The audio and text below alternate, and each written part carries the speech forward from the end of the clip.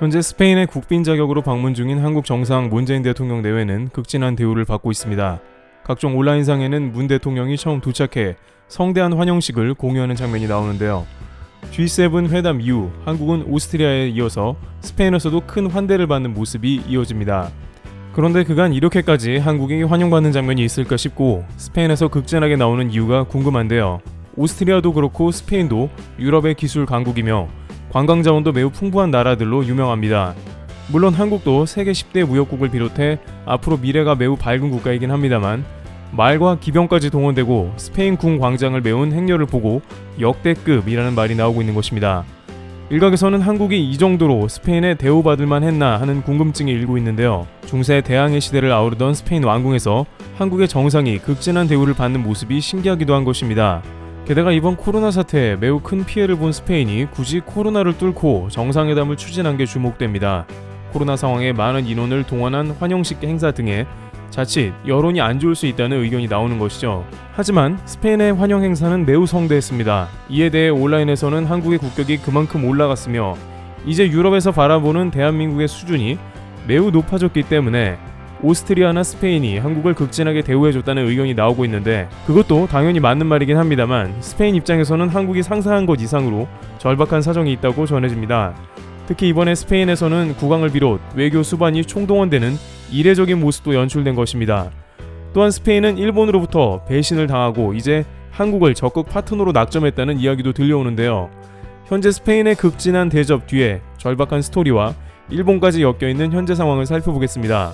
우선 스페인은 이번 코로나 사태가 매우 직격탄이 되었으며 국가의 위기가 가속화되고 있는 모양새입니다. 전세계 5번째로 확진자가 많이 발생했던 스페인은 산업 전 분야에서 락다운이 실시되어 생산량도 급감했습니다. 많은 사람들은 스페인을 관광국으로 알고 있습니다만 유럽에서 상당히 발달한 공업국으로도 전해집니다. 특히 스페인은 자동차 생산의 경우 세계 9위인데 한국이 세계 7위이므로 만만치 않은 생산량이죠. 유럽에서는 독일에 이어 2위의 자동차 공업국으로 의외로 매우 큰 산업 생태계를 이루고 있습니다.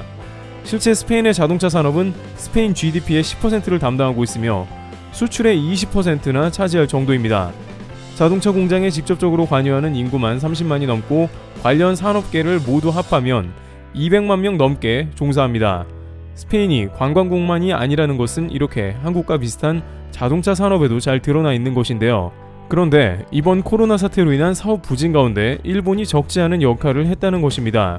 왜냐하면 코로나로 씨름하던 2020년 6월에 스페인에 입점한 일본의 닛산 공장이 폐쇄를 결정한 것입니다. 닛산은 2020년에 약 8조 원에 가까운 적자를 보고 있어 전세계 2만 명의 인원을 정리해고하기로 결정했고 이 가운데 인도네시아 공장 폐쇄를 비롯 한국에서 철수하는 발표를 하는 등 비상 경영에 들어간 것이죠. 물론 한국에서는 불매운동 여파가 매우 컸기 때문에 스페인과는 다소 다른 양상이었긴 합니다만 스페인 입장에서는 그야말로 날벼락이었기 때문에 스페인 정부는 초비상에 걸린 상황을 맞이했습니다. 따라서 스페인 정부는 일본 닛산에 1억 유로를 지원하겠으니 공장을 유지시켜달라고 강력히 설득하며 나섰습니다. 스페인 닛산 공장의 노동자들도 타이어를 불태우면서 이러한 일본 닛산의 결정에 극렬하게 반대했는데요. 하지만 닛산은 더 이상 어렵다고 발을 빼버렸으며 결국 스페인 공장 폐쇄를 결정하고 발표했습니다. 이런 일본의 결정은 스페인 일자리에 있어 직격탄이 되었으며 코로나로 신음하던 경제를 더 몰락시켰습니다. 스페인 정부에는 큰 과제가 주어졌습니다. 우선 닛산 공장 폐쇄를 1년간 연장하기로 간신히 합의를 마쳤고 그동안에 닛산 공장을 재활용하는 방도를 찾고 어떻게 재건할지 해답을 내놓아야 하는 상황이 된 것입니다. 닛산이 철수한 스페인의 카탈루니아 주 정부는 해당 사안을 검토하면서 한 가지 아이디어를 내놨는데요. 로이터 통신에 따르면 스페인 카탈루니아 주 정부는 닛산 공장을 배터리 공장으로 전환하는 방침을 검토 중이라고 전합니다. 로이터는 해당 사안의 정통한 소식통을 인용해 유럽연합이 배부하는 코로나19 지원금으로 이곳에 배터리 허브를 구축하는 사업을 구상하고 있다며 이같이 전한 것입니다. 그러면서 등장한 것이 역시 전세계 배터리 사업의 선두주자인 대한민국이 거론되고 있는 것인데요. 또 다른 소식통에 따르면 해당 사업에 관심을 보이는 기업으로 프랑스의 슈나이더 일렉트릭과 한국의 LG 에너지 솔루션 등을 언급하고 있으며 스페인 배터리 공장 전환 업체로 추측되고 있습니다. 실제 LG화학은 유럽 내에서 배터리 공장을 확보하며 유럽의 지배력을 매우 높이고 있는 상황입니다. 이는 유럽의 전기차 시장의 수요가 매우 크며 친환경 기준을 맞춰야 하는 상황도 급박하기 때문입니다. 따라서 LG 입장에서도 내친 김에 닛산의 바르셀로나 공장 등을 인수하면 지배력을 더욱 높일 수 있는 것이죠. 실제 LG 에너지 솔루션의 경우 닛산 공장을 인수하면서 해당 고용 인원인 2,000명 고용 승계도 거론 중으로 전해집니다. 이러다 보니 스페인은 코로나 사태에서 구원 투수로 등장한 대한민국에 매달리는 상황이 연출되고 있는 것입니다. 또한 스페인 입장에서는 전통적인 내연기관의 자동차 공장은 많았지만 전기차 생산 인프라가 부족했습니다. 글로벌 자동차 산업의 방향이 급격하게 전기차로 이동하는 시점에서 전기차에서 가장 큰 비중을 차지하며 부가가치가 높은 배터리 산업을 스페인에 유치한다면 미래 먹거리에 대한 걱정을 덜 수 있다는 것입니다. 2030년까지 탄소 중립 목표의 달성 일환으로 친환경 자동차 생산 대수를 늘려야 하는 것도 매우 중요합니다. 따라서 이러한 기술에 가장 앞서 있는 국가인 대한민국과 적극 협력을 해내야 하는 것은 스페인의 공업국 유지에 있어 반드시 해내야만 하는 일대 중요 사업이었던 것입니다. 이는 이번 국빈 방문에서 성대한 환영 행사뿐만 아니라 각종 만찬장과 더불어 그린 디지털 비즈니스 포럼에도 그 절박함이 매우 잘 드러나 있는 상황입니다. 스페인 상공회의소에서 열리는 그린 디지털 비즈니스 포럼에는 스페인의 관련 재계 인사들이 총망라되어 집합한 모습입니다.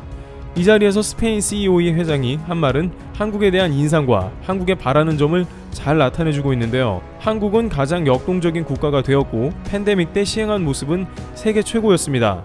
팬데믹 가운데 1%만 경제성장에 위축이 있었고 오히려 경제성장을 더욱 발전시킬 것으로 보입니다. 한국의 R&D와 혁신은 세계에서 가장 높은 수준이며 5G, AI 등 모든 면의 발전을 위해 노력해왔습니다. 하지만 한국과 스페인의 교역량이 다소 부족하며 최대한 빠른 시간 안에 늘려나가길 바라겠습니다 라면서 한국을 극찬하는 멘트와 함께 현재 한국 정부가 스페인의 투자와 협력을 강화하자는 말을 반복합니다. 한국이 갑의 위치에 대접을 받고 있는 모습인데 이런 상황을 일본 전문가는 잘 표현하고 있습니다. 한 일본 경제 전문가는 한미 정상회담에서 한국은 미국에 팔 것이 있는 국가이고 일본은 팔 게 없었다. 이것이 한미 정상회담 분위기를 갈랐으며 앞으로 한국이 미국 유럽에서 주목받게 되는 이유라고 했습니다. 한편 스페인 왕실도 왕실의 명예회복을 위해서 더욱더 한국 정상을 극진하게 대우해주는 것으로 보입니다. 작년에 카를로스 1세의 불륜 스캔들로 인해서 왕실에서 쫓겨나는 등 왕실은 위기에 처해 있습니다. 당연히 국민들의 여론은 좋지 않았고 코로나까지 겹쳐 경제가 어려우니 왕실의 이미지는 추락해버린 것입니다. 하지만 펠리페 6세는 문재인 대통령의 초청으로 2019년 국빈 방한을 하면서 한국과 협력을 약속했습니다. 당시 스페인 국왕은 23년 만에 방한을 하면서 한국 정부와 새로운 협력을 강화하기로 한 것입니다. 따라서 이번 방문은 그에 대한 답방 성격으로 이루어졌지만 스페인 왕실은 이 기회를 적극 활용하기로 한 것입니다. 한국과의 협력으로 경제를 살릴 수 있다면 스페인에도 도움이 되지만 왕실의 명예도 회복하는 길이 되는 것입니다. 따라서 이러한 맥락을 살펴보자면 한국 정상 내외를 왜 그렇게 극진하게 대우했는지 이해할 수 있습니다.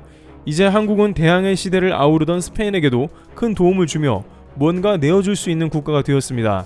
일본 기업이 스페인 일자리 문제를 가속화시키며 파탄을 냈지만 한국의 다양한 기업이 그 자리를 메꾸며 스페인과 협력을 가속하게 된다면 스페인과 더 없는 전략적 동반자의 관계로 접어들 수 있는 것입니다. 이번 코로나 사태를 통해 대한민국이 얼마나 선진국으로 인정받고 있으며 호감 가는 국가인지 드러나고 있습니다.